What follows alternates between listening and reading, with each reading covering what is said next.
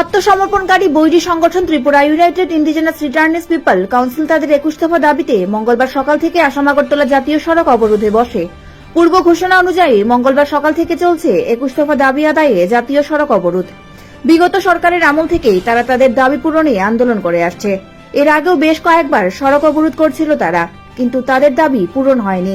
তাই আবারও শান্তিপূর্ণভাবে দাবি আদায়ের আন্দোলনের নামে এই সংগঠন, জানায় আইআইআরপিসিসি সংগঠনের নেতা ডুনিয়াল দেববর্মা।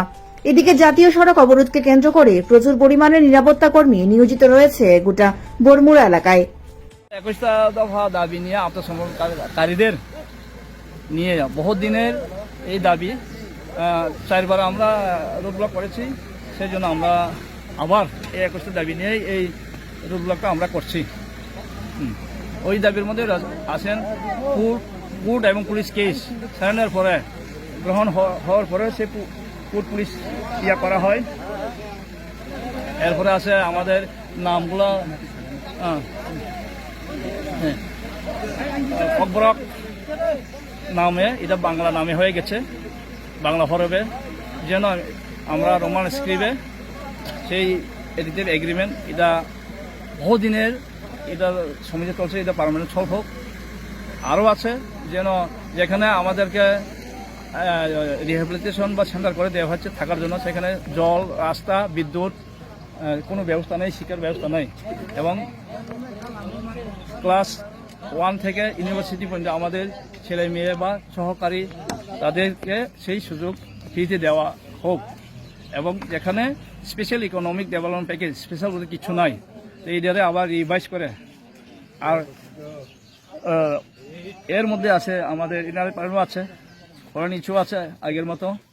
তাই মোটামুটি এভাবে 10টা যে দাবি, যেটা ত্রিপার্টির এগ্রিমেন্ট পিস অ্যাকর্ড এটা আসলেও এটা ভালোভাবে ইমপ্লিমেন্ট হয়নি, হয়েছে মোটামুটি, কিন্তু আরও রয়ে গেছে।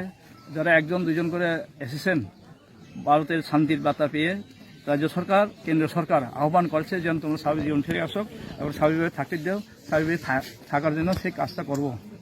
সে কিন্তু সেটা করেনি। তার জন্য আমরা এইখানে আসার পরেও খাওয়া, থাকা, মানুষ হিসেবে বাঁচা যেটা দেওয়া, সেই অধিকারটা আমরা করব।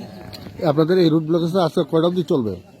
আমরা 24 আওয়ার্স কেউ যদি না আসে তাহলে এটা ইনডিফিনিট হয়ে যাবে। আমাদের লোকরা এখনো আর আসবে।